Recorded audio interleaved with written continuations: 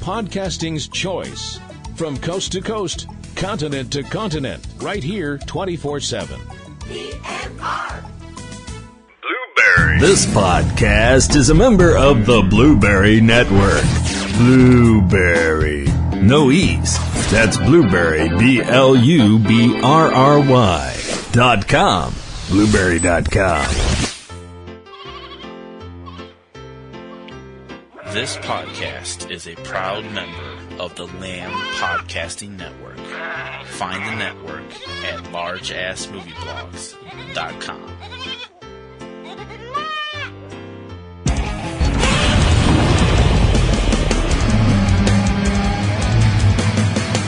The Big G, Tokyo Town, StompDown.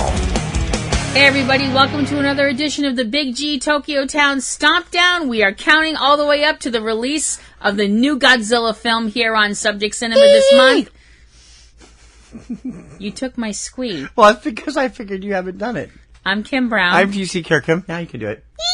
And we are entering our final week because I it's squee Saturday, better than you do anyway. May 25th, 2019. We are now less than a week away from the release of Legendary's new Godzilla King of the Monsters. Here she goes again. I'm so excited. I'm going to be good impossible reviews. by the end of this week. It's getting good reviews, and that's excellent. Which we were, because I got to be honest, the first trailer was like, what the hell are they doing?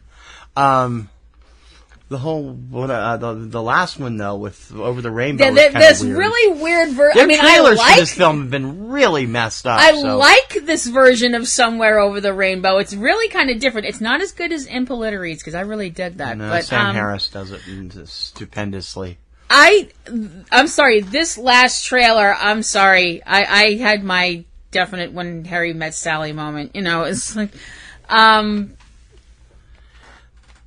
Really? We're going to go there with this? don't kink shame me. Okay. No, it's nothing like that. No, Family show. It's not like that. You'll have what she's having? I'm pretty sure that could kill you. Yeah. But we're not talking about that yet because we're not there yet. Right now we're talking about this, which already happened. Ow. Yes, this mind Okay. deep of a movie. Okay. So far in this sojourn, Before we go there, this one is from 2001. It is Godzilla, Mothra, and King Ghidorah, or Ghidorah, however you pronounce it.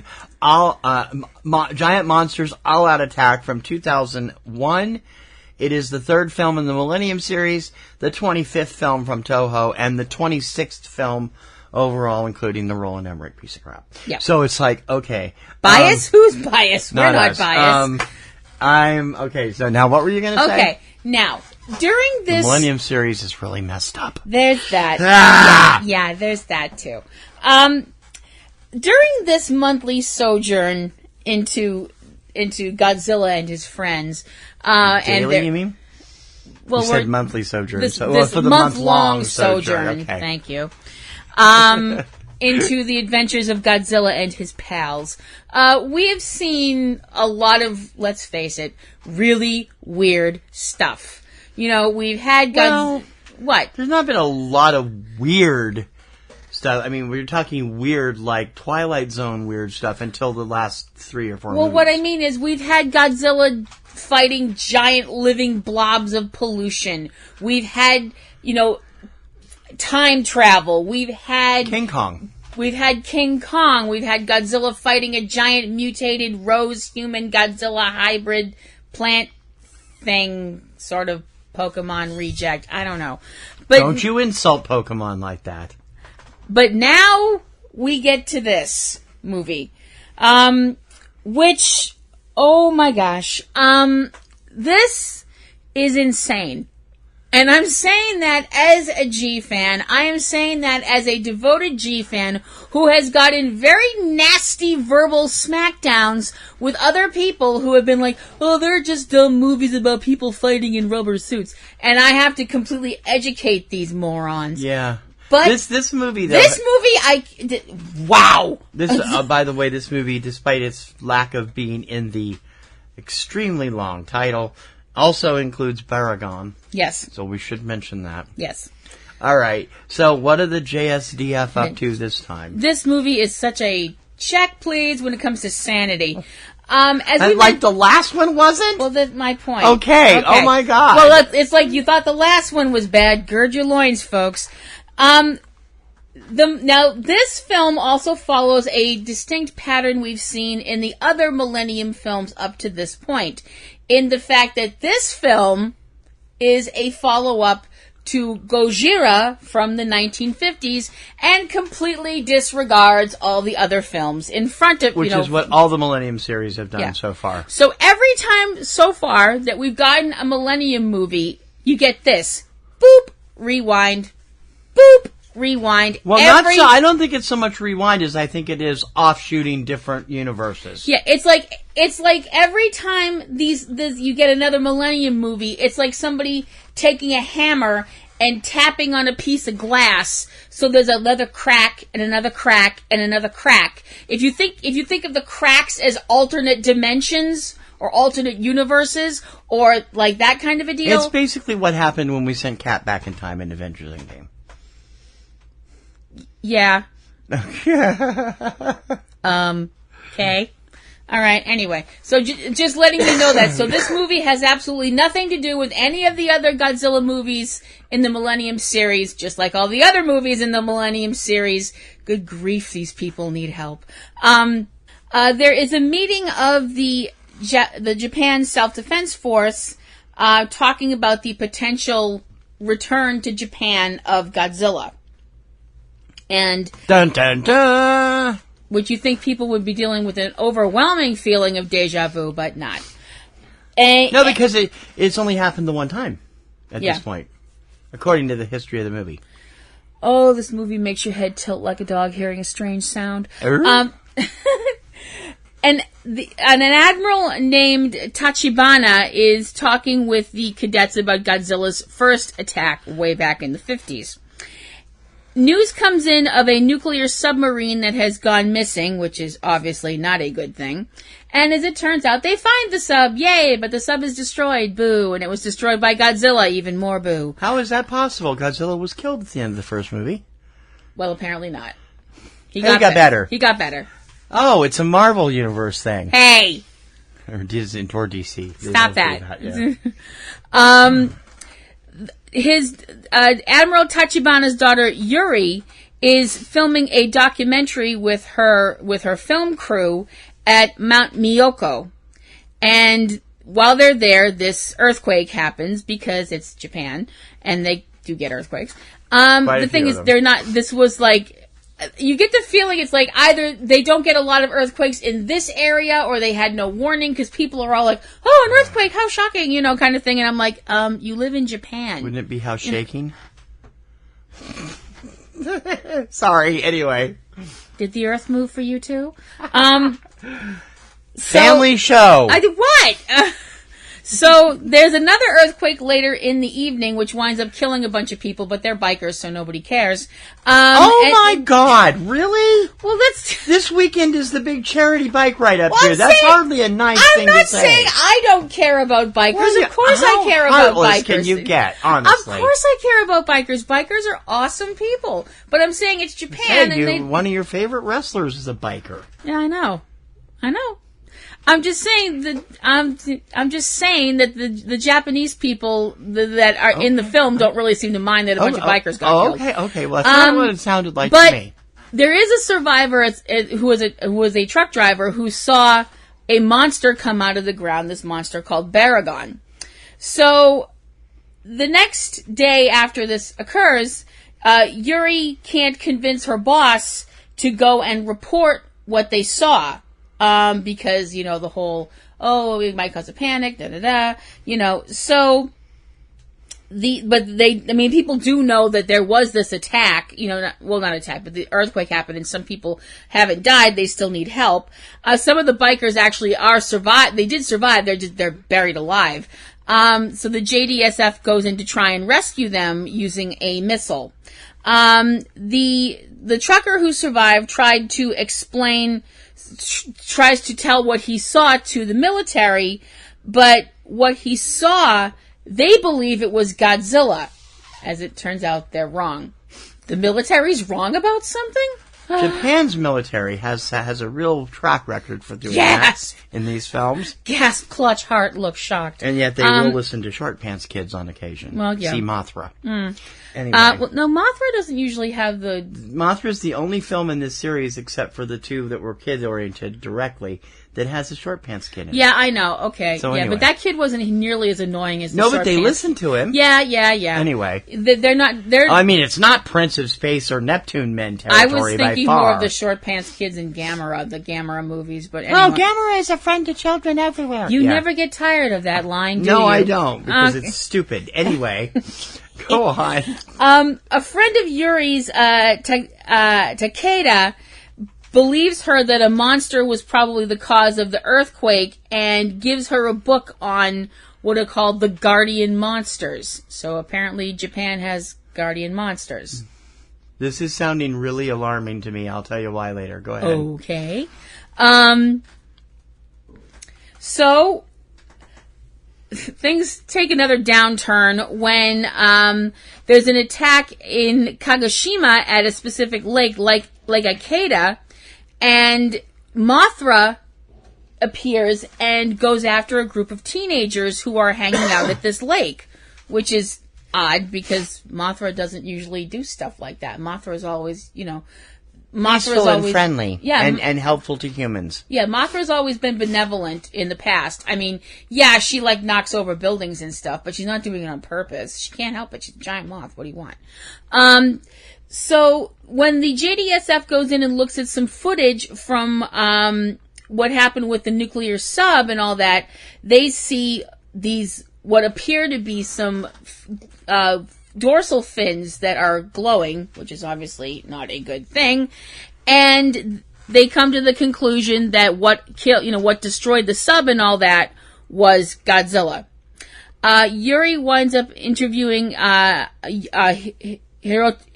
Hirotoshi Asayama, a man who had had prophesied that Godzilla was going to be returning, and he also explains to her the guardian monsters, that there are 3 guardian monsters, Baragon, Mothra, and King Ghidorah.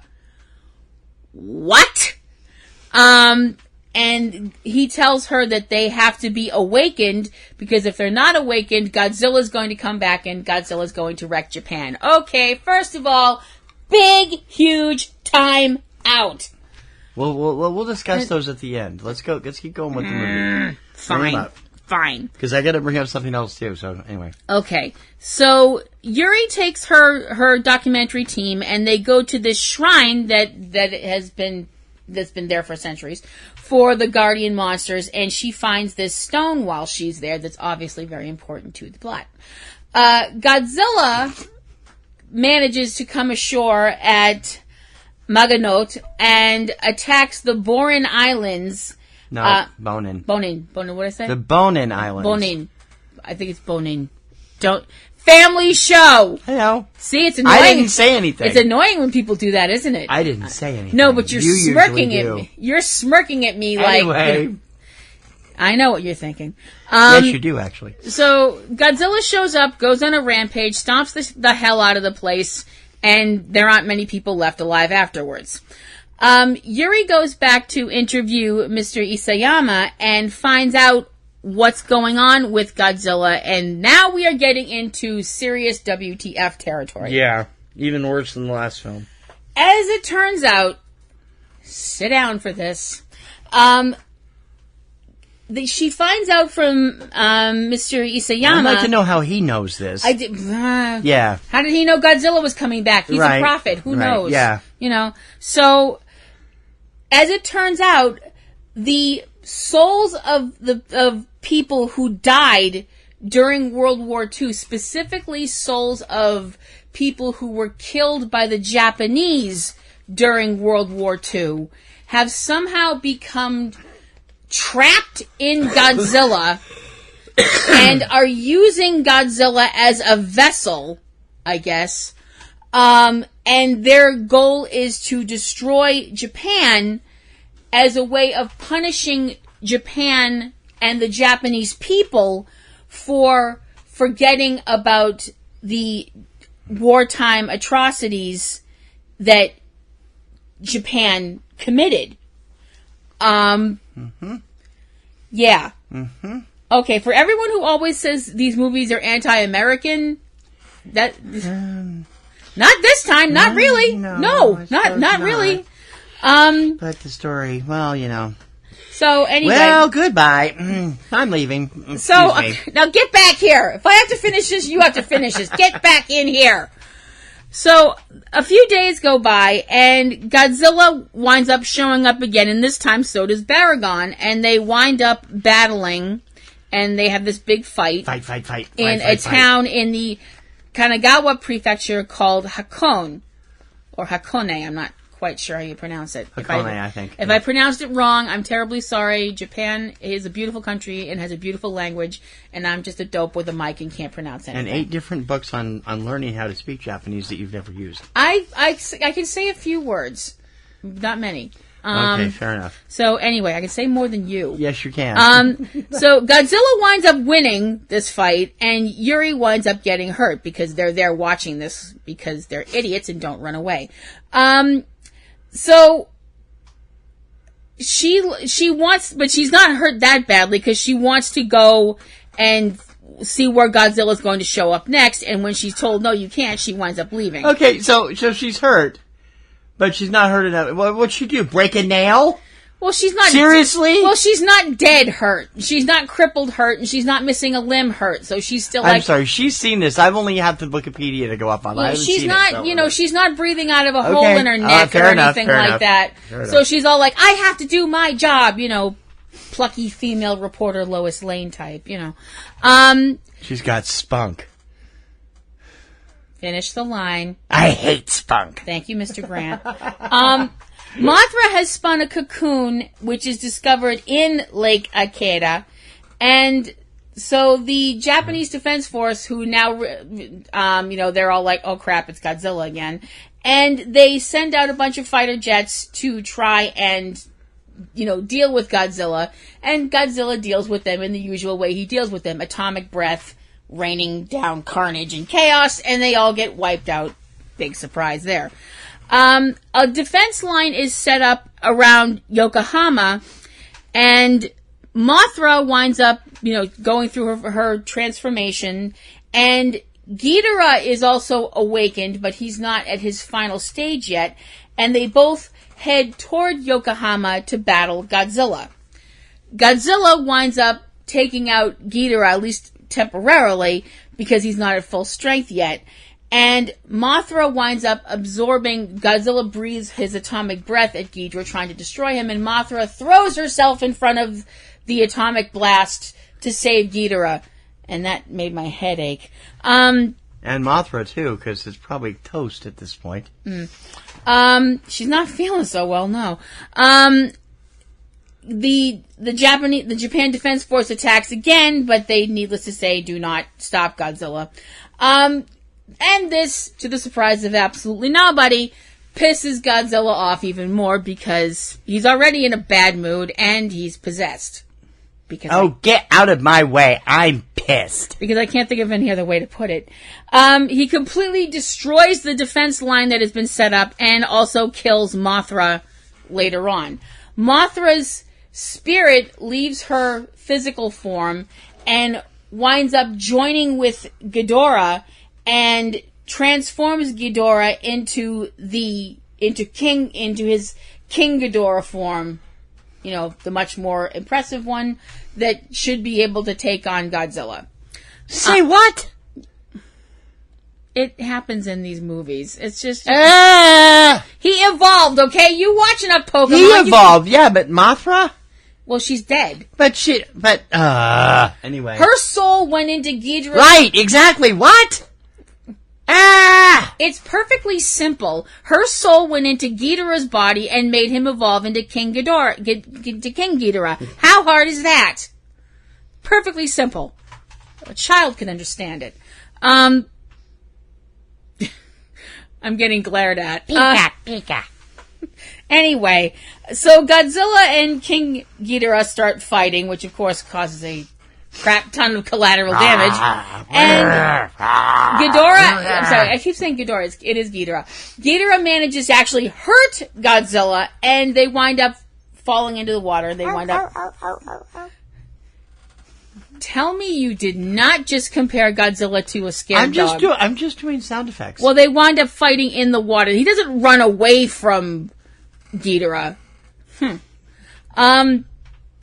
So, Tachibana, Admiral Tachibana from earlier on in the film, way back at the beginning of the film, has shown up, and he and his colleagues are using the Satsuma submarine to get to where Godzilla and Ghidorah are fighting and hopefully kill Godzilla and apparently hopefully not kill King Ghidorah at this point. Tachibana tries to use the D-03 missile, which was the missile that they used earlier in the film to get to the people that were trapped. So obviously this is something that can dig through very heavy material. His whole thing is that he wants to shoot the missile into a pre-existing wound on Godzilla, which is actually really smart when you think about it, considering the fact that Godzilla's undamaged hide would have to be crazy super thick. So shooting a missile into a place where his skin is already open, that's actually pretty smart. Yeah. But it doesn't work. And all of that, it doesn't work. It doesn't work. Fine. And Yuri and Takeda are on a bridge, and they're like filming and reporting what's going on until the bridge winds up getting wrecked because Godzilla breathes his atomic breath at it, and the bridge falls down. The insurance companies in Japan must be like, the only people who are richer than the insurance companies in Japan are probably the people that come in and build stuff after disasters and stuff like that. Those people must be set for life. So the stone that, you remember that stone that, Yuri had found at the shrine? She wound up giving it to Takeda at some point, and Takeda had it in his pocket, and it fell out of his pocket, and it's somehow, I wish I could remember how this happened. It winds up being merged with King Ghidorah. It winds up on his head. And Yuri and Takeda, who were, like I mentioned, on the bridge, that collapsed and are somehow not have been irradiated to death, managed to not die from falling from the bridge, and they swim to the shoreline of the lake, and they're watching this fight continue. Godzilla and Ghidorah keep fighting, and Godzilla actually winds up killing King Ghidorah, and you think, oh noes, but as it turns out, doing that actually brings about Godzilla's downfall, because killing King Ghidorah unleashes the spirits of the guardian monsters that are inside of Ghidorah, and they attack Godzilla, and they wind up sinking him into the bottom of the lake. So now this is where I'm like, what? Tachibana gets into Godzilla's body through Godzilla's mouth and uses another D-03 missile on the wound that Godzilla had before. Godzilla makes it to the surface again and seems to be specifically trying to target Yuri and Takeda, because apparently he can see little tiny human beings when he's this enormous monster. I'm calling bullshit. Yeah. But the missile actually works, as in it wounds Godzilla. It doesn't kill him, but it does wound him. Godzilla does actually apparently know who Yuri and Takeda are, because he goes out of his way to try and murder them, but he fails and sinks back down into the water.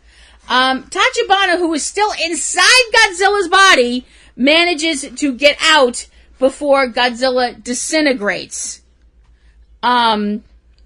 Okay.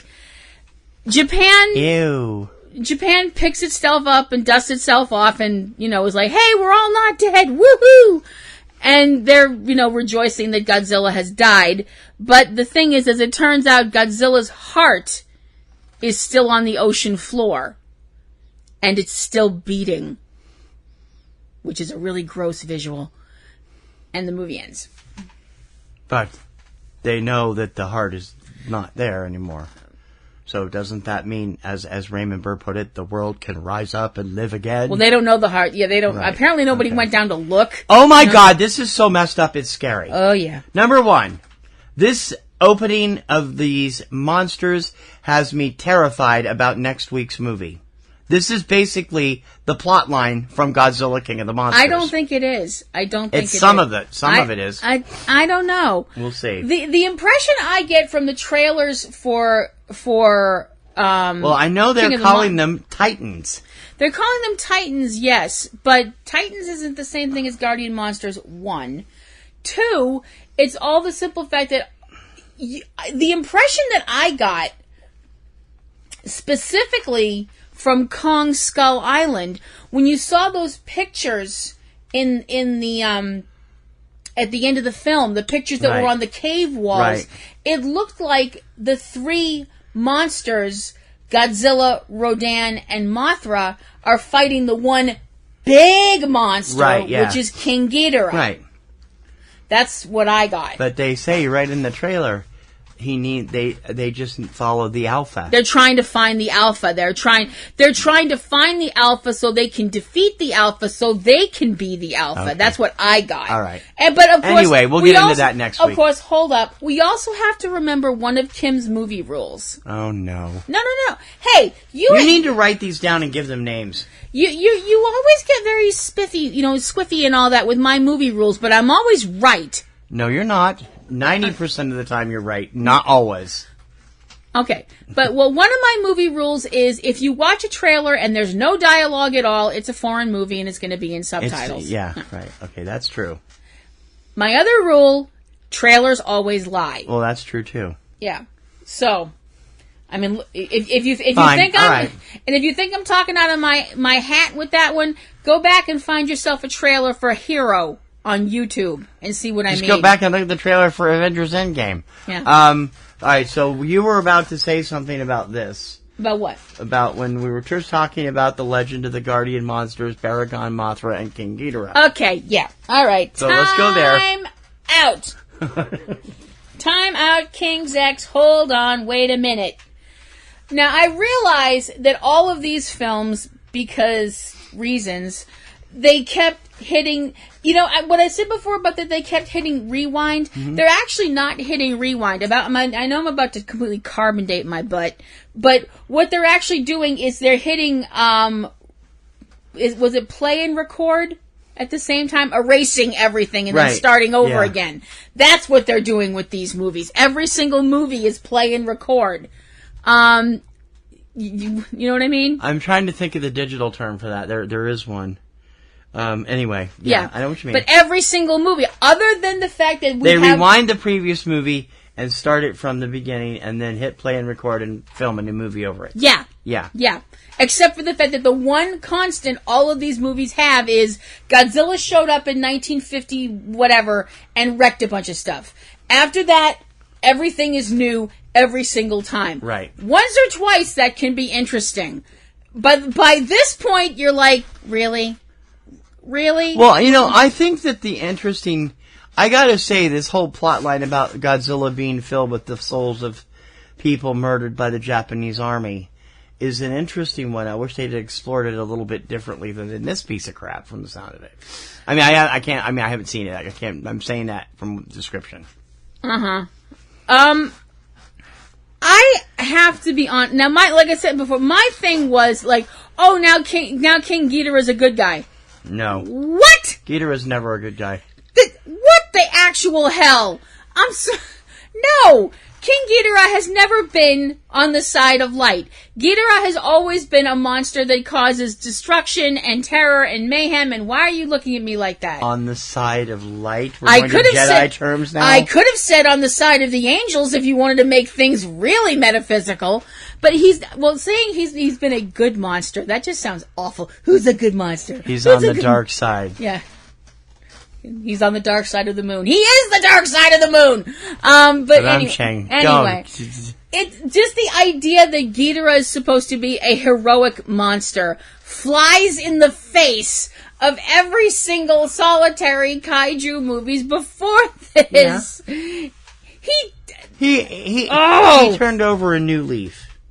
I'm sorry. This is the most tree and this a is new the mountainside. most. This is the most unrealistic face turn I've ever seen.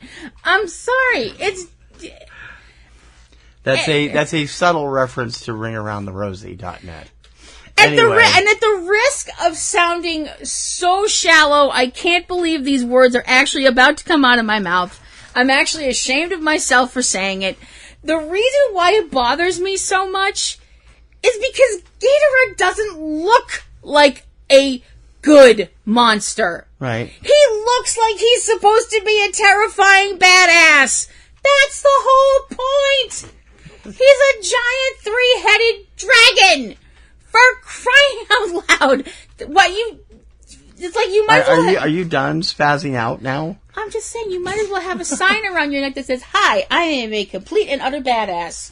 I'm sorry, that's just stupid. But I do have to say one thing about this film that I was Quickly. The look of Godzilla in this film is absolutely terrifying. Simply because of one thing. Godzilla's eyes in this film are completely white. Oh, wonderful. Opaque. I mean, Godzilla's eyes are usually yellow or gold. I mean, it depends on, whatever. And they've always had this kind of, they've had this reptilian look to them, except in the films where they dumbed it down and they made him look more mammalian to appeal to children. His eyes in this film are completely, like you said, they're opaque. They're like zombie eyes. Mm-hmm. And it's really weird how something that small of a change can be so disturbing. Because it really, if you look at a picture of it, it completely freaks you out. It's very uncomfortable. It's exceedingly uncomfortable. Mm-hmm. But that's my take on it for all it's worth. Okay. Well, I haven't seen it, so I can't really comment, but I'm like, okay. So, oh boy. That's pretty much it for that one. This is one of those, I mean, if you're one of the people that you're like, well, I've seen every single Godzilla movie, you obviously would have to put this in there, but I'm sorry, this is the weirdest concept. I'm like, so Godzilla is possessed. An avatar. Yeah. Well, Godzilla's always been an avatar. Godzilla's always been nature's avatar. But not, in my opinion. Not in a direct avatar way. No. Tomorrow on the show, as we start getting closer and closer to Friday's release of the film Godzilla King of the Monsters, we will tackle the 26th official film in the Godzilla list of films, 2002's Godzilla vs. Mechagodzilla. Here we go again with Mechagodzilla. And it's got to be better than this thing is as far as head blowing goes. But I don't think they got more messed up than this one, did they? Honestly, no. A lot of the stuff from the 80s on was messed up, and this was worse. So we'll be back with that tomorrow. But until then, we hope that you will continue to enjoy our show. I hope that you'll continue to check out all of our sites, including eCinemaOne, where we're posting these shows, Subject Cinema, our show that's sponsoring this, and Kim's Kaiju Corner over on Patreon. It's $5 a month membership, gets you her show and 2 other shows and all kinds of great perks. Mm-hmm. And that's over at patreon.com/PNRNetworks. Until tomorrow, for the Big G, Tokyo Town StompDown, I'm TC Kirkham. I'm Kim Brown. We're almost there, folks. Stick around. You've been listening to the Big G Tokyo Town StompDown from Subject Cinema, Kaiju Corner at eCinemaOne.com.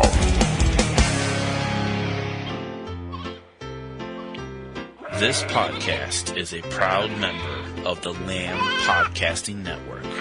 Find the network at largeassmovieblogs.com.